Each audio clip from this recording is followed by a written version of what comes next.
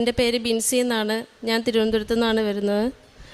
ഞാൻ ഉടമ്പടി എടുത്തത് 2023 ഏപ്രിലാണ്. ഞങ്ങൾക്ക് 5 വർഷങ്ങൾ കഴിഞ്ഞിട്ടും, വിവാഹം കഴിഞ്ഞിട്ട് 5 വർഷങ്ങളായിട്ടും കുഞ്ഞുങ്ങളുണ്ടായിരുന്നില്ല. അങ്ങനെ ഒരു നിയോഗം പോലെയാണ്, ഒരു നിമിത്തം പോലെയാണ് ഞങ്ങളിവിടെ എത്തിയത് കൃപാസനത്തിൽ. അന്ന് ഉടമ്പടി എടുക്കുമ്പോൾ ഞാൻ അമ്മയോട് ഒരു കാര്യമേ പറഞ്ഞിരുന്നുള്ളൂ, എനിക്ക് കുഞ്ഞുങ്ങൾ ഉണ്ടാകുമെന്ന് എനിക്കൊരു സൂചനയെങ്കിലും തന്നാൽ മതി എന്നാണ് ഞാൻ പറഞ്ഞത്. അത് ഏപ്രിലിൽ വരുമ്പോൾ ഞാൻ ജൂൺ 30 എന്നൊരു ഡേറ്റാണ് അമ്മയോട് പറഞ്ഞത്. ഞാൻ ആ ഉടമ്പടി ആ നിയോഗം എഴുതിയതിൻ്റെ പേപ്പറിൻ്റെ പുറകിൽ ഞാനൊരു ഡേറ്റ് ഇട്ട് വച്ചിരുന്നു. മെയ് 29 ഞാൻ UPT ചെയ്തു. അത് പോസിറ്റീവായി കാണിച്ചു. അന്ന് ഒരുപാട് സന്തോഷം തോന്നി. മാതാവിനോട് ഒത്തിരി നന്ദി പറഞ്ഞു. സ്കാൻ ചെയ്തു, ഹാർട്ട് ബീറ്റ് ഇല്ല എന്ന് ഡോക്ടർ പറഞ്ഞു. അത് കഴിഞ്ഞ് 2 ആഴ്ച കൂടി കഴിഞ്ഞ് വരാൻ പറഞ്ഞു, ഒന്നുകൂടി നോക്കാമെന്ന് പറഞ്ഞു. അങ്ങനെ ഹാർട്ട് ബീറ്റ് 2 ആഴ്ച കഴിഞ്ഞ് ഞങ്ങൾ ഒന്നുകൂടി ചെല്ലുമ്പോൾ പിന്നെയും പറഞ്ഞത് വളർച്ച നിന്നുപോയി, ഹാർട്ട് ബീറ്റും കാണുന്നില്ല, ഇത് നമുക്ക് MTP ചെയ്യേണ്ടി വരും എന്ന് പറഞ്ഞു. എനിക്ക് ഒരാഴ്ചത്തെ സമയം തന്നു. ഇത് ഇനി നീട്ടിക്കൊണ്ട് പോകണ്ട, ഇതെന്തായാലും നമുക്ക് ചെയ്തേ പറ്റുള്ളൂ, എന്നാണ് വരാൻ പറ്റുന്നതെന്നുള്ള ഡേറ്റ് പറയാനാണ് ഡോക്ടർ പറഞ്ഞത്. പിന്നെയും പ്രാർത്ഥനയിലായിരുന്നു. ഞങ്ങൾക്ക് ഒത്തിരി വിഷമമായി, ഇത് കളഞ്ഞു പോയല്ലോ എന്നോർത്ത്. അങ്ങനെ അടുത്ത് 1 മാസം കഴിഞ്ഞപ്പോൾ ഓഗസ്റ്റിൽ ഒന്നുകൂടി UPT ചെയ്തപ്പോൾ അതും പോസിറ്റീവായി കാണിച്ചു. അപ്പോൾ ഞങ്ങൾ ഒരുപാട് വിഷമിച്ചു, ഇതും ഇനി എങ്ങനെ ആയിരിക്കുമെന്ന്. അന്ന് ഡോക്ടറിനെ കുറച്ചുകൂടെ ലേറ്റായാണ് ഞങ്ങൾ കൺസൾട്ട് ചെയ്യാൻ പോയത്. സ്കാൻ ചെയ്തപ്പോൾ ഡോക്ടർ പറഞ്ഞത് ട്വിൻസ് ആണെന്നാണ്. അന്ന് ഞങ്ങൾക്ക് ഒത്തിരി സന്തോഷമായി. പുറത്തിറങ്ങി ഞാൻ ഒത്തിരി സന്തോഷത്തോടെ വെളിയിറങ്ങിയപ്പോൾ ഹസ്ബൻഡിനോട് പറഞ്ഞു, ട്വിൻസാണ്, അത് നീ വെളിയിറങ്ങിയപ്പോഴേ എനിക്ക് മനസ്സിലായി എന്ന് എൻ്റെ അടുത്ത് ഹസ്ബൻഡ് പറഞ്ഞു. അങ്ങനെ വളരെ സന്തോഷമായിട്ട് ഞാൻ നേഴ്സാണ്. ഞാൻ ഡ്യൂട്ടിക്ക് പോയി. പിറ്റേ ദിവസം ഡ്യൂട്ടിക്ക് പോയി ഒരു ഉച്ചയൊക്കെ ആയപ്പോൾ എന്തോ ബ്ലീഡിങ് പോലെ തോന്നി. എൻ്റെ സൂപ്പർവൈസർ എന്നെ പെട്ടെന്ന്, ഞാനിങ്ങനെ കൃപാസനത്തിൽ വന്ന് പ്രാർത്ഥിച്ച് മാതാവിൻ്റെ അടുത്തു നിന്നാണ് എനിക്കിങ്ങനെ ഒരു അനുഗ്രഹം കിട്ടിയെന്ന് ഞാൻ അവിടെ അപ്പം തന്നെ ഞാൻ അവരുടെ അടുത്തെല്ലാം പറഞ്ഞിരുന്നു. അപ്പോഴാണ് എനിക്കിങ്ങനെ ഒരു ബ്ലീഡിങ് പോലെ വന്നത്. അപ്പോൾ സിസ്റ്റർ എന്നെ പെട്ടെന്ന് വീൽ ചെയറിലിരുത്തി എന്നെ OPയിലേക്ക് കൊണ്ടുപോയി. അവിടെ ചെന്നപ്പോൾ അവിടുത്തെ ഡോക്ടർ പറഞ്ഞു, സ്കാൻ ചെയ്യാൻ നമുക്ക് പെട്ടെന്ന് വെച്ച് താമസിപ്പിക്കേണ്ട. അങ്ങനെ എന്നെ എമർജൻസി ആയിട്ട് സ്കാനിങ്ങിന് കയറ്റിയപ്പോൾ ഡോക്ടർ പറഞ്ഞു, എത്ര കുഞ്ഞുങ്ങളാണെന്നാണ് നിങ്ങളോട് പറഞ്ഞത്?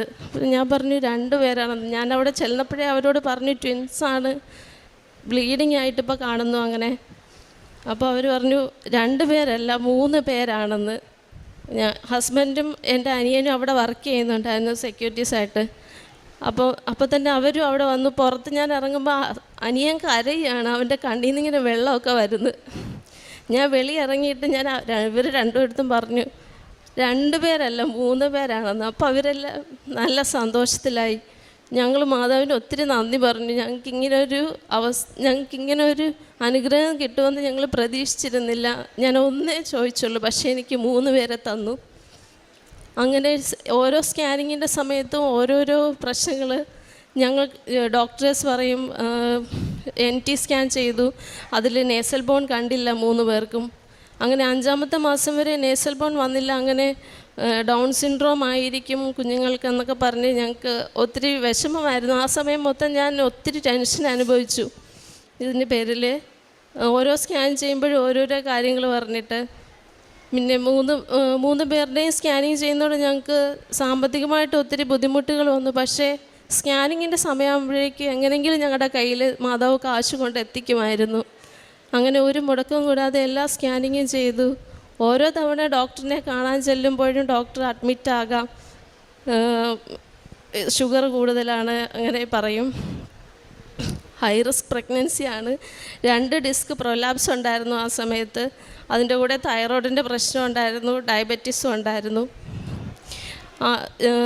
ആദ്യം 12ാമത്തെ മാസത്തിൽ 12ാമത്തെ ആഴ്ചയിൽ ഡോക്ടറിനെ കാണിക്കുമ്പോൾ ഡോക്ടർ പറഞ്ഞത് 3 പേരെയും കൂടി ഒരുമിച്ച് നിങ്ങളുടെ യൂട്രസിന് കണ്ടിന്യൂ ചെയ്യാൻ ബുദ്ധിമുട്ടായിരിക്കും, ക്യാരി ചെയ്യാൻ ബുദ്ധിമുട്ടായിരിക്കും.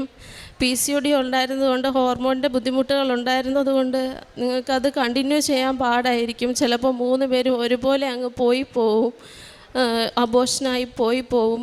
അങ്ങനെ ഒരാളെ റെഡ്യൂസ് ചെയ്യണം, അങ്ങനെ എറണാകുളത്തുള്ള സബൈൻ ഹോസ്പിറ്റലിലേക്ക് റെഫർ ചെയ്യാം എന്നൊക്കെ പറഞ്ഞ് ഡോക്ടർ എനിക്ക് എഴുതി തന്നു. അപ്പോൾ ഞാനത് എഴുതിക്കൊണ്ട് ഇറങ്ങുമ്പോഴേക്കും ഹസ്ബൻഡിനോട് പറഞ്ഞു, ഇങ്ങനെയാണ് ഡോക്ടർ പറഞ്ഞത്. അപ്പം ഹസ്ബൻഡും ഒരു സംശയത്തിലായി, ഇനി അങ്ങനെ പോകുമോ, ഞങ്ങൾക്ക് അവരെ 3 പേരെ നഷ്ടമാകുമോ. പിന്നെ ഉടമ്പടി തൈലം ഇട്ട് ഒരുപാട് പ്രാർത്ഥിച്ചു മാതാവിനോട്.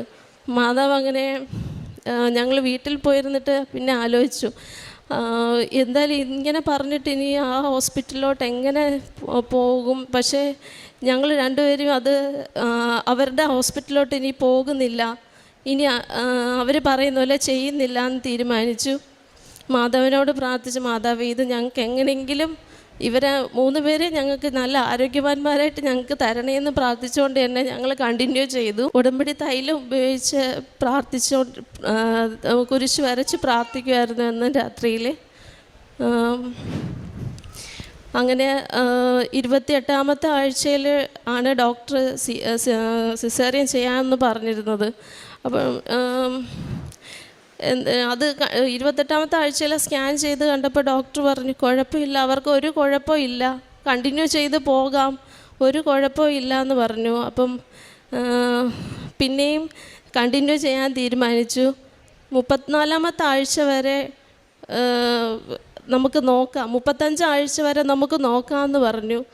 അങ്ങനെ 34ാമത്തെ ആഴ്ചയിൽ സിസേറിയൻ ചെയ്തു. 3 പേർക്കും ഒരു കുഴപ്പവും ഇല്ല. ഇപ്പോൾ അവർക്ക് 8 മാസമായി, ഒരു കുഴപ്പമില്ല. നേസൽ ബോൺ ഇല്ല എന്ന് ആദ്യം പറഞ്ഞു, ഡൗൺ സിൻഡ്രോം ആകും എന്നൊക്കെ പറഞ്ഞ കുഞ്ഞുങ്ങൾക്ക് അവർക്ക് ഒരു കുഴപ്പമില്ലാതെ മാതാവ് ഞങ്ങൾക്ക് തന്നു. മാതാവിന് 1000 നന്ദി പറയുന്നു. ജോബിൻ